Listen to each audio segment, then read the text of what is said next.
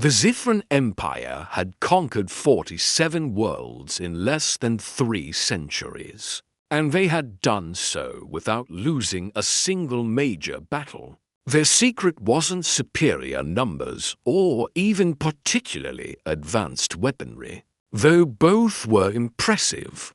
No, the Zithrans' dominance rested on a single technological marvel that had rendered conventional warfare obsolete: the quantum phase shield.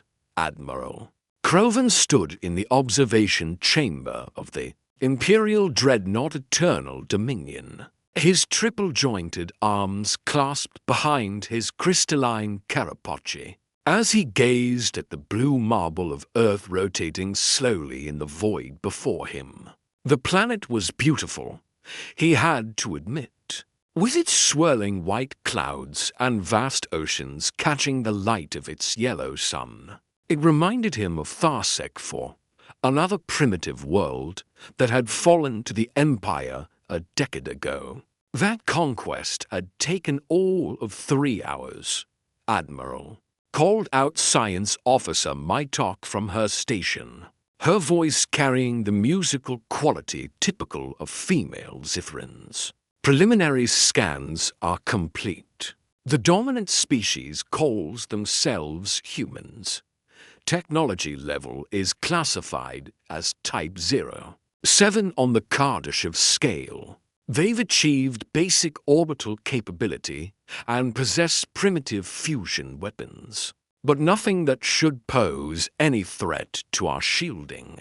Krovan allowed himself what humans might have called a smile, though on his angular features it appeared more like a predatory baring of teeth. Fusion weapons. How quaint. What yield are we talking about? Their largest tested device was approximately 50 megatons. Crude, inefficient. Our shield generators can absorb 10 times that amount before requiring a cool-down cycle. Mytok paused, her tentacles dancing across her interface. Admiral, there's something unusual in their military deployments. They seem to be stockpiling massive quantities of kinetic projectile weapons. Ancient technology, really. Chemical propellants firing metal slugs.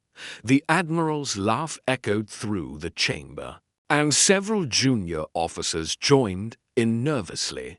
Bullets? They're going to defend their world with bullets? He turned to face the assembled command staff, spreading his arms wide in theatrical disbelief. Honored warriors of the Empire, we stand on the precipice of the easiest conquest in our glorious history. These humans still use gunpowder while we wield the power of quantum physics itself. He activated the central holographic display, and Earth appeared in miniature above the command table. With a gesture, he highlighted the major population centers: New York, Beijing, Moscow, London, Sao Paulo, Tokyo, each pulsed with a red glow indicating military activity. Our intelligence indicates they have approximately 2 billion combatants, if we count every human capable of holding a weapon. Impressive numbers for a primitive species. But numbers mean nothing against shields that exist partially outside normal space-time. He pointed to one of the crimson dots. A single Zithran warrior, properly shielded, could walk through their largest military base and emerge without a scratch.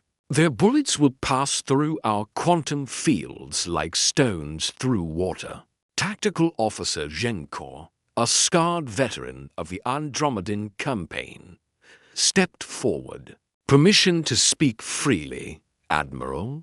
Granted, the humans have been unusually quiet since we entered their system 3 rotations ago. No attempts at communication, no surrender overtures, no panic broadcasts, just silence and preparation.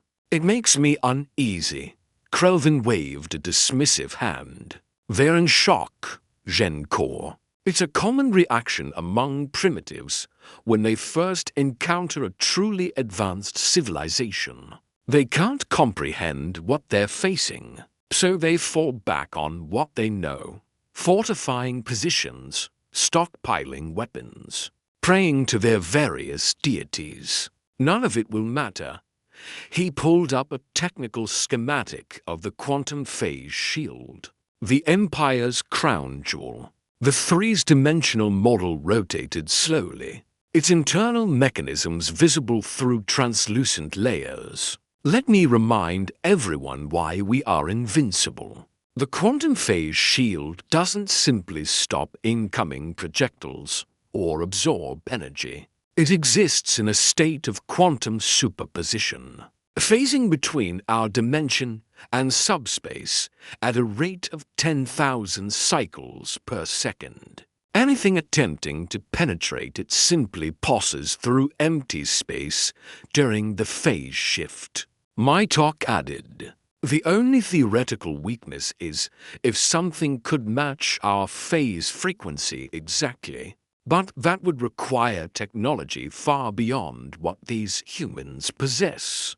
They would need quantum computers, advanced sensors, and an understanding of multi-dimensional physics that clearly eludes them." "Exactly," Krelvin confirmed. "Their fusion bombs will create impressive explosions, but the energy will dissipate harmlessly across dimensional barriers. Their bullets will literally pass through our warriors without touching them. It would be comical if it weren't so tragic." The Zithran War Council had debated for less than an hour before reaching their decision. Earth would become an example, a demonstration to the rest of the galaxy of what happened to species that refused the Empire's generous offer of subjugation. The vote had been unanimous. Now, as Krelvin studied the readouts from his scout ships, he felt a familiar anticipation building. This was the moment he lived for, when a new world recognized the futility of resistance and bowed before Ithran's superiority. Some species fought at first, of course. They always did. But the fighting never lasted long once they saw their most powerful weapons failing against quantum phase technology. "Fleet status?" he asked. "All 300 vessels are in position, Admiral," reported Fleet Coordinator Dolvex. "Troop carriers are prepared to deploy 50,000 warriors to the surface. Orbital bombardment platforms are charged and ready, though I doubt we'll need them." "Good. Open a communication channel to Earth.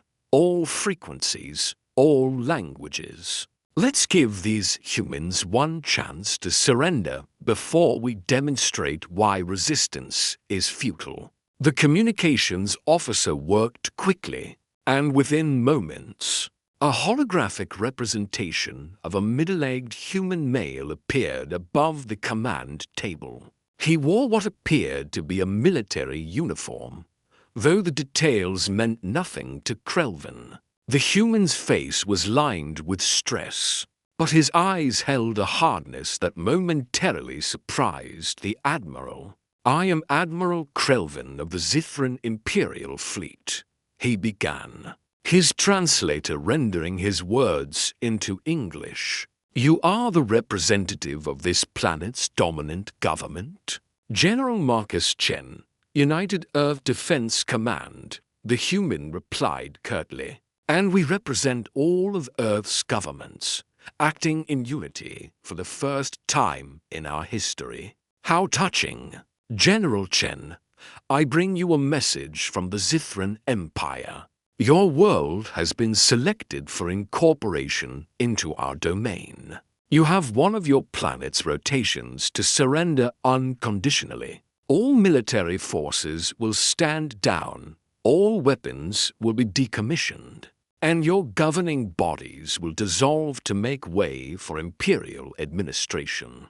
The humans' expression didn't change. And if we refuse, then we will take your world by force, and the casualties will be significant. I've reviewed your military capabilities, General. You fight with chemical explosives and kinetic projectiles, primitive tools that will prove utterly ineffective against our technology. Surrender, and your people will be treated fairly under Imperial law. Resist, and you condemn billions to unnecessary suffering. General Chen was quiet for a long moment, and Krelvin could see him weighing the options. This was usually when they broke, when the reality of their situation crashed down upon them like a collapsing star. But instead of despair, something else flickered across the human's features. It took Krelvin a moment to identify it. Amusement. Admiral, Chen said slowly. Humanity has a saying. There are three things all wise men fear: the sea in storm, a night with no moon, and the anger of a gentleman. You're about to learn why we added a fourth, a species with more bullets than sense. The transmission cut out before Krelvin could respond. The Admiral stared at the empty space where the hologram had been, trying to parse the human's words.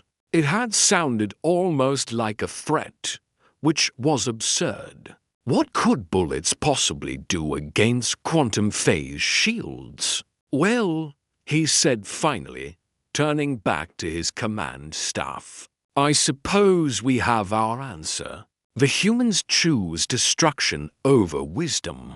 Very well. Begin the invasion.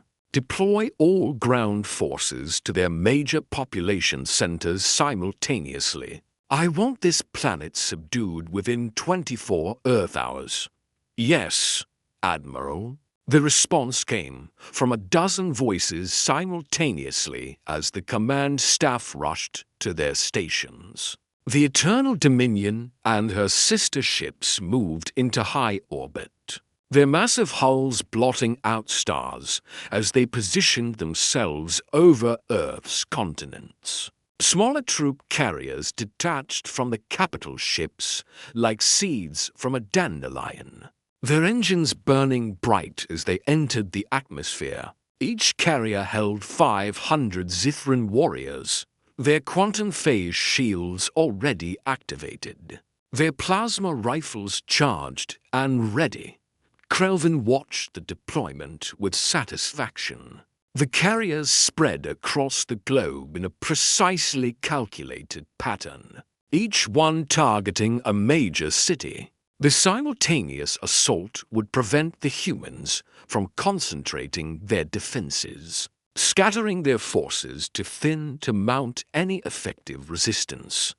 Admiral, Mytok called out, her voice uncertain. I'm detecting unusual energy signatures from multiple locations on the surface. It's not weapons charging or shields activating. It's more like communications, massive data transfers between facilities, probably coordinating their futile defense, Krelvin said dismissively. Let them communicate. It won't help. The first troop carrier entered the lower atmosphere over Beijing, its shields glowing softly as friction heated the air around it. Inside, Commander Vexitha stood before his battalion of warriors, their crystalline armor gleaming under the interior lighting. Each warrior was a veteran, chosen for this honor of being among the first to set foot on the new conquest. Warriors. Vexitha's voice boomed through the carrier. Today we add another world to the Empire's glory. The humans below us are primitives, armed with weapons that cannot touch us. Show them mercy where possible, but do not hesitate to demonstrate our superiority. Trust in your shields, trust in your training, and trust in the Empire. The warriors roared their approval. slamming their fists against their chest plates in perfect synchronization. The carrier's landing thrusters engaged, and Vexither felt the familiar sensation of descent. Through the viewport, he could see the sprawling cityscape of Beijing below, its towers reaching toward the sky like fingers of steel and glass.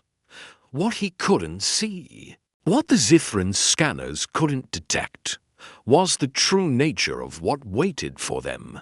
In every building, on every rooftop, in every subway tunnel and underground bunker, humanity had prepared something the galaxy had never witnessed before. The doctrine of overwhelming firepower taken to its absolute extreme. General Chen stood in the UEDC command center, 300 meters below the Rocky Mountains, watching the tactical displays as red icons representing Zithran carriers descended on every major city simultaneously. Around him, officers from every nation worked in seamless coordination, their differences forgotten in the face of extinction. All units report ready, reported Colonel Sarah Matthews from the communications station. 8 billion small arms, 400,000 crew-served weapons, 60,000 artillery pieces, and every single missile system we could manufacture in the last 3 months. Sir, if this doesn't work, it'll work, Chen interrupted, his voice carrying more confidence than he felt. They think we're primitive because we use bullets. They don't understand that sometimes the old ways work because they're simple, reliable, and you can make a lot of them very quickly. He pulled up a calculation on his personal display, one that had been running continuously since they'd first detected the Zithran fleet. The math was brutally simple. Each Zithran warrior had a shield that could phase 10,000 times per second.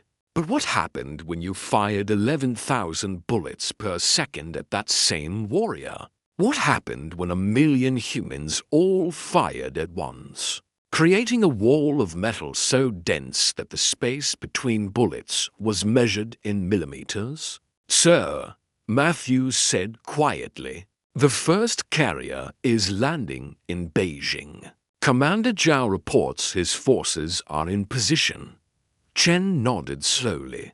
Then let's teach these aliens what humans do best.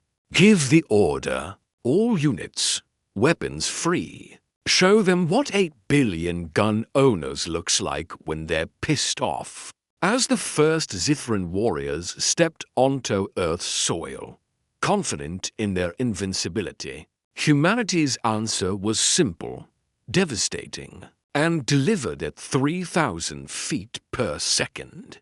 The age of the quantum phase shield was about to end. The age of more bullets was about to begin.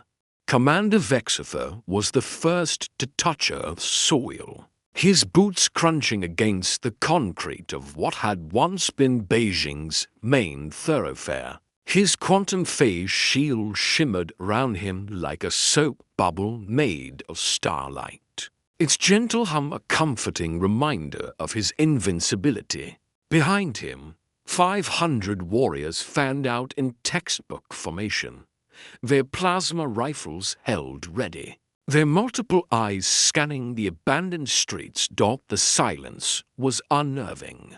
Vexither had expected panic, screaming civilians, perhaps some token resistance from local military forces.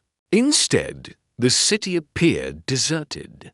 Buildings stood empty, their windows dark like hollow eye sockets. Vehicles sat abandoned in the middle of streets, doors left open as if their occupants had simply vanished mid-journey, spread out. Vexither commanded through the neural link connecting his battalion. Secure the primary government buildings. Remember, The humans cannot harm you. Trust your shields." The warriors moved forward with the casual confidence of gods walking among mortals. Their scanners picked up life signs, thousands of them, clustered in the buildings around them. The humans were hiding, watching, waiting. Vexitha felt a moment of contempt for their cowardice, before remembering that they were primitives facing technology they couldn't comprehend. Of course they were afraid. What he didn't know, what the Zithran intelligence had completely failed to grasp, was that the humans weren't hiding in fear. They were hiding in position, waiting for a single word from General Chen, half a world away. In the UEDC command center, Chen watched the tactical display as Zithran forces deployed across the globe simultaneously. Beijing, Moscow, New York, London, Tokyo, Sao Paulo, Mumbai, Lagos, Sydney, Mexico City. 300 carriers, 50,000 warriors, all of them walking confidently into the most elaborate trap in human history. All units reporting enemy forces deployed and exposed, Colonel Matthews announced, her voice steady despite the tension radiating from every person in the room. "We have clear fields of fire on 97% of enemy combatants." Chen looked at the faces around him, seeing his own fear reflected back. They were betting everything on a theory, on calculations that suggested the impossible, that their primitive weapons could overcome, shields that bent the laws of physics. If they were wrong, humanity would be enslaved or extinct within days. But if they were right, execute Operation Infinite Storm, Chen said quietly. Matthews didn't hesitate. Her fingers flew across her console, sending a single encrypted command that propagated across every military network on Earth. In bunkers, buildings, tunnels, and trenches, 8 billion humans received the same two-word message. Weapons free. The world exploded. In Beijing, Vexitha had just raised his hand to signal the advance when every building within visual range erupted with fire, not plasma, not energy beams, but something far more primitive and infinitely more terrifying: bullets. The sound hit first, a roar so immense it transcended hearing and became a physical force that vibrated through bone and crystal alike. Thousands of machine guns, tens of thousands of rifles, hundreds of thousands of pistols, all firing simultaneously from every window, every rooftop, every concealed position humanity had spent 3 months preparing. The air itself became solid metal. Vexitha's shield flared brilliant white as the first rounds struck it, phasing harmlessly into subspace as designed. His confidence held for exactly 3 seconds. Then more bullets arrived, and more, and more. His shield phased faster, catching some projectiles, missing others as they passed through empty space. The quantum field was designed to handle threats sequentially, phasing in and out of reality fast enough that nothing could touch the wearer. But the humans weren't firing sequentially. They were firing everything, all at once, from every direction. Vexitha watched in disbelief as his shield indicator began dropping. 95%. 90%. The generator was overheating, trying to phase faster than its cooling systems could handle. Around him, his warriors were experiencing the same impossible situation. Their shields flickered and strobed like dying stars as the sheer volume of incoming fire Overwhelmed quantum mechanics through brute force. Fall back. Vexafer screamed into the neural link. Reform at the carrier. But there was nowhere to fall back to. The humans had waited until the Zithrans were deep in the city, surrounded on all sides. Now every angle was a killing field. A warrior to Vexafer's left, a veteran named Kreshtok, saw his shield indicator hit 20%. He tried to run, but the mathematics were inevitable. At 10%, his shield began flickering visibly, gaps appearing in the quantum field. At 5%, a bullet found one of those gaps, then another, then 100 more. Kreshtok's crystalline armor, never designed to be primary protection, shattered like glass under the onslaught. His body disintegrated in a purple mist of blood and tissue, reduced from a living being to scattered atoms in less than a second. And the humans didn't stop firing. Impossible. Admiral Krelvin stared at his tactical display aboard the Eternal Dominion, watching in horror as casualty reports flooded in from every deployment site simultaneously. His hands trembled as he tried to process what the sensors were telling him. This is impossible. Their weapons can't penetrate quantum phase shields. Admiral, Mytok's voice was shrill with panic. The shields are failing, not from penetration, but from thermal overload. The humans are firing so many projectiles that the phase generators can't cycle fast enough. The shields are designed for periodic threats, not continuous bombardment.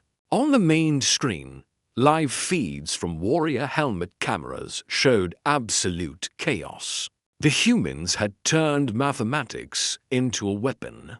A Zithran shield could phase 10,000 times per second. A miracle of engineering that should have made its wearer untouchable. But the humans were firing 15,000, 20,000, 30,000 bullets per second at individual targets. For every bullet that phased harmlessly into subspace. Tumor arrived during the brief moment the shield was corporeal.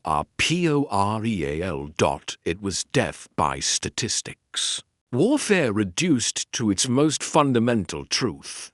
If you throw enough of anything at a target, eventually something will hit. Sir, Dolvex shouted from his station.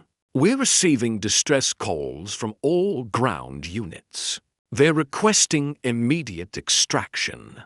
Casualties are at 40% and climbing. 40%. Krelvin couldn't breathe.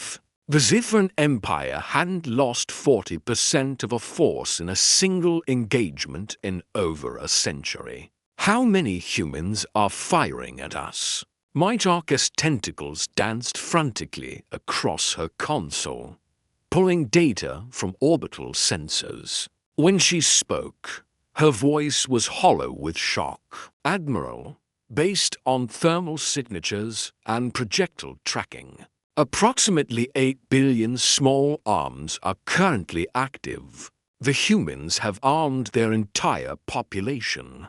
Every civilian, every child old enough to hold a weapon, every elderly citizen who can still pull a trigger.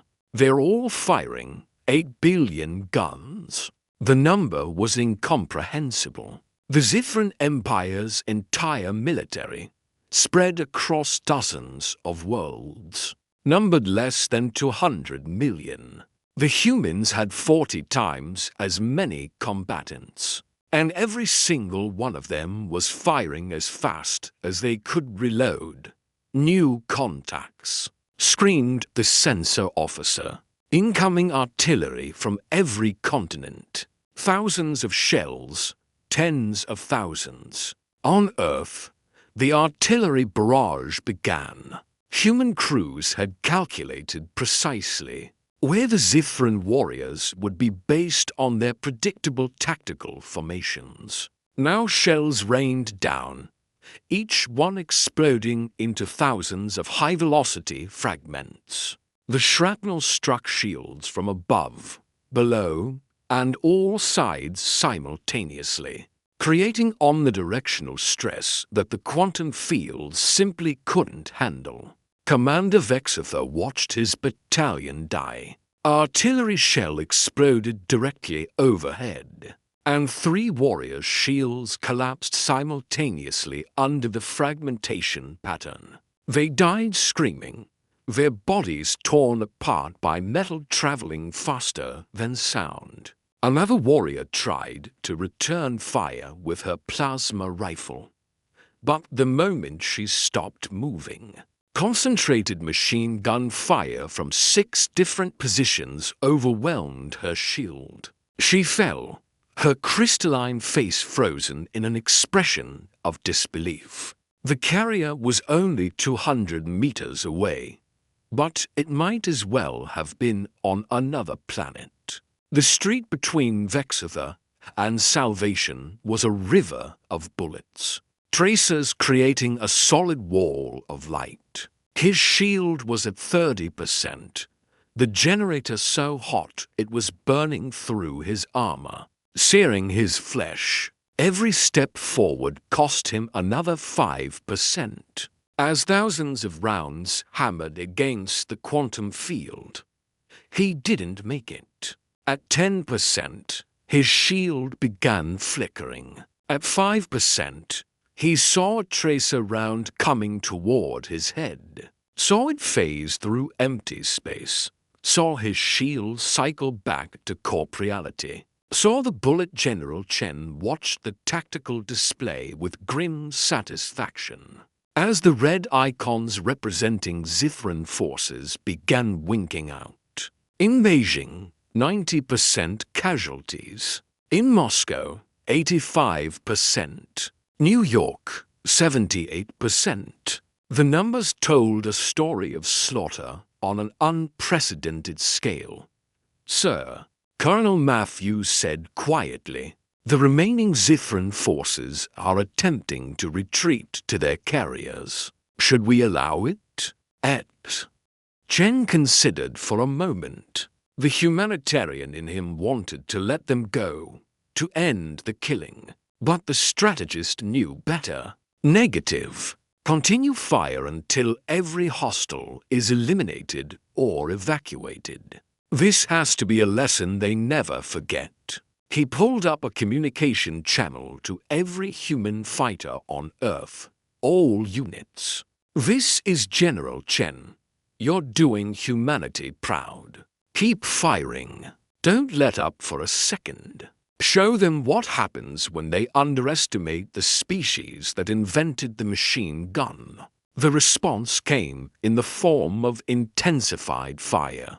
Humans who had been conserving ammunition now opened up with everything they had. The Zithrans trying to reach their carriers ran a gauntlet of fire so intense that the air itself became a fog of vaporized metal. Shield generators exploded from thermal overload, some becoming bombs that killed nearby warriors.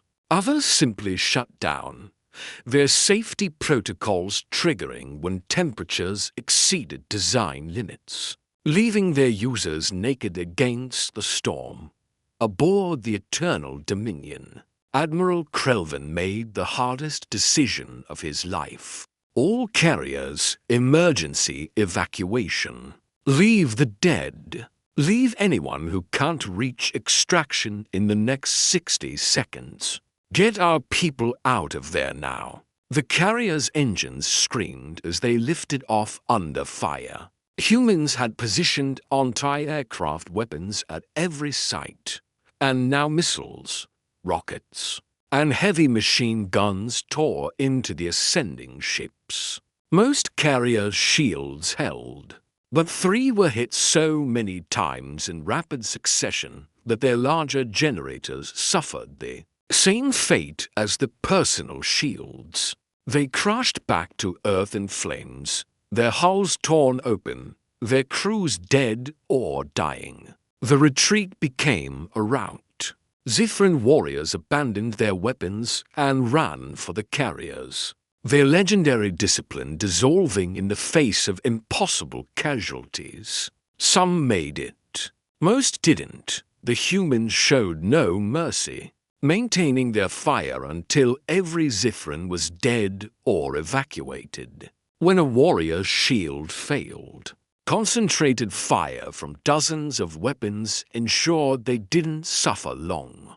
Commander Vexither was among the lucky few who reached a carrier before it lifted off. He collapsed inside, his armor scorched black, his shield generator a melted ruin against his chest. Around him, other survivors huddled in shock, their eyes vacant, their spirits broken.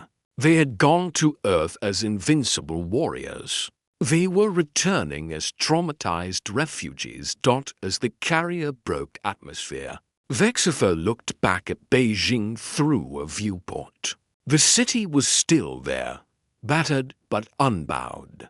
And on every rooftop, in every window, he could see the tiny figures of humans, still at their positions, still ready to fire. 8 billion gun owners, united in defiance. He turned away, unable to bear the sight of his failure. Admiral Krelvin received the casualty reports. With growing horror, of the 50,000 warriors deployed to Earth, fewer than 8,000 had been evacuated. 42,000 dead in less than 4 hours. The worst defeat in Zithran history, administered by a species they had dismissed as primitive. Admiral, Mytok said quietly, "We're receiving a transmission from Earth. General Chen wishes to speak with you." Krelvin wanted to refuse, to flee the system in shame.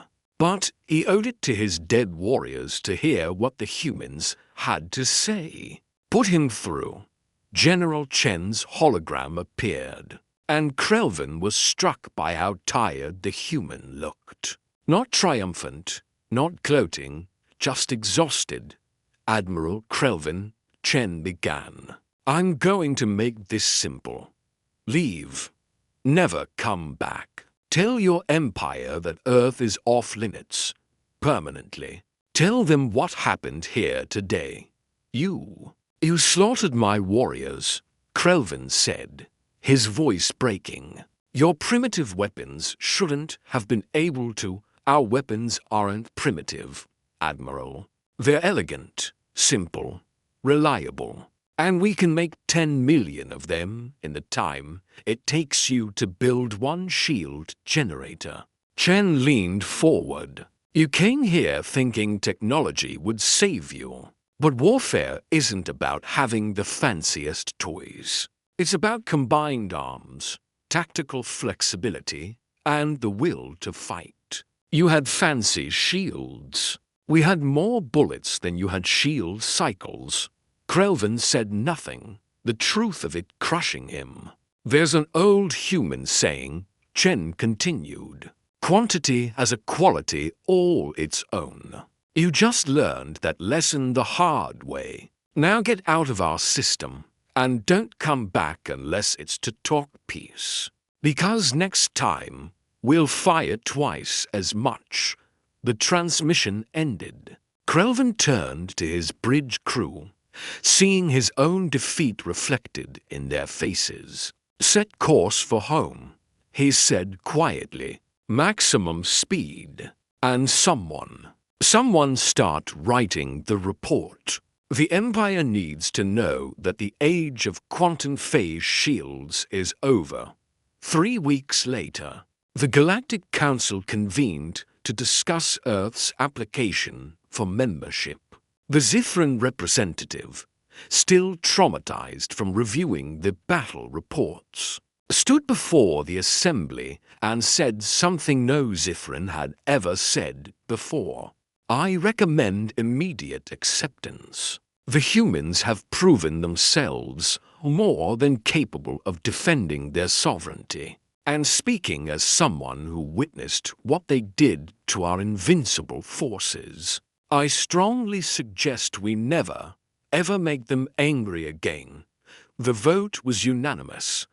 Back on Earth, General Chen stood before a memorial wall being constructed in Geneva, etched with the names of the 38,000 humans who had died in the brief but brutal defense of their world. The victory had come at a terrible price, but it had been necessary. Humanity had sent a message to the galaxy.